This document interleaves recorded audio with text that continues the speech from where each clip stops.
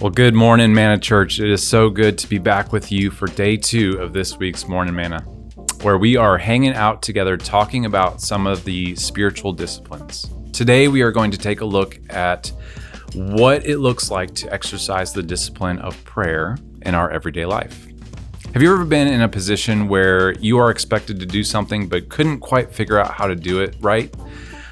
Maybe it was on the job or figuring out a family recipe or something that you tried to do in some sport, something like that. Then you get to the point where you know it just isn't quite right, or that you know it could be a little bit better. I think we can sometimes get to that point when we think about prayer. It can be easy to listen to others pray and think that they have somehow reached some superior level of prayer and feel like that is something that is so out of reach for us. But even the disciples asked Jesus how to pray.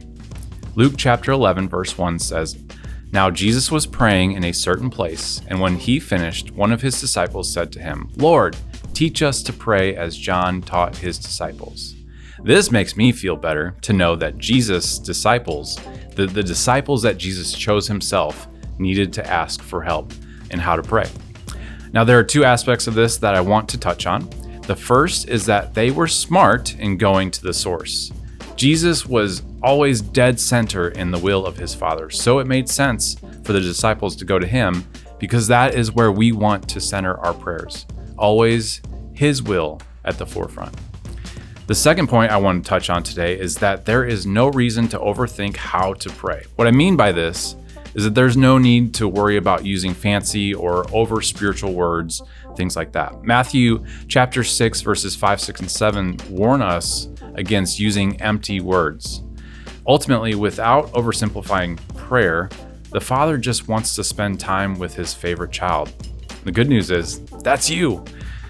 I imagine God the Father like an earthly father, similar to an earthly father, who just wants to spend time with us, maybe sitting on the couch with his son or daughter. There is no need to talk about anything, about their day or anything like that. It is simply being next to each other that brings life to the relationship. So be encouraged to know that even the disciples needed to practice the discipline of prayer. Don't overthink words you use, and give God space to respond or to simply be still and just spend time in his presence. Well, thanks again for hanging out with me today. I am looking forward to our time throughout the rest of this week. Have a great rest of your day. God bless.